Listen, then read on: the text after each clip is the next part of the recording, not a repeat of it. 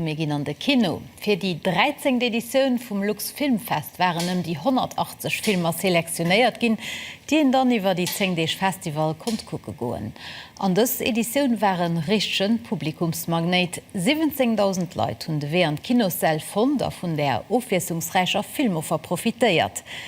Me wat wäre Filmfestival oni Auszeichnungen.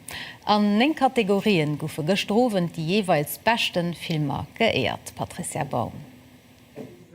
Zeremonie gestowen huet mat engem Hommage und den zweifachen Oscar-Gewinner Asghar Farhadi ugefangen. Den iranische Regisseur war dëst ja den Ehregast an Deel vun der Jury vun der offizieller Kompetition. Für die eng verschiedene Kategorien gouft jeweils eng Jury, die de beste Film herausgesicht huet. Een dofunner ass eng Lettzebuerch Co-Produktion. Totem krut direkt 2 Preise an dat vun der Jury skolär an der Cannes-Jury. Very overwhelming and it were both from children jurors. Es sind überwältigte Preis von enger Cannes-Jury krit zu hunn. Es schon ein Familiefilm gemacht, wo ihr hofft, sein Publikum zu erreichen.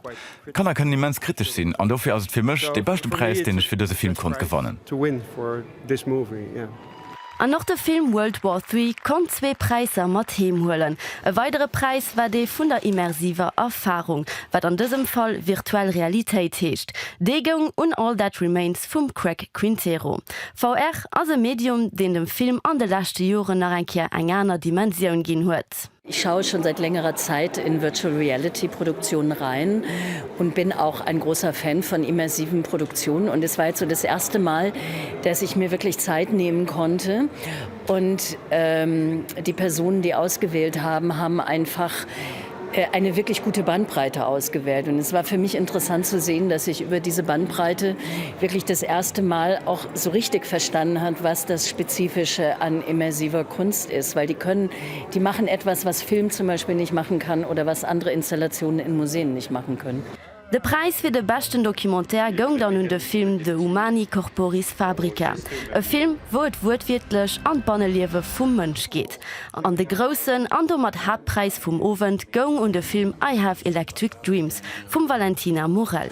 E Preis, den op 10.000 € dotéiert das. Am grössen a ganzen war de Luxfilmfestes Joer e grosse Suse. Ze Summe geraschend gouft die 30.000 Partizipanten op allen Evenementer, Ausstellungen a Filmprojektionen.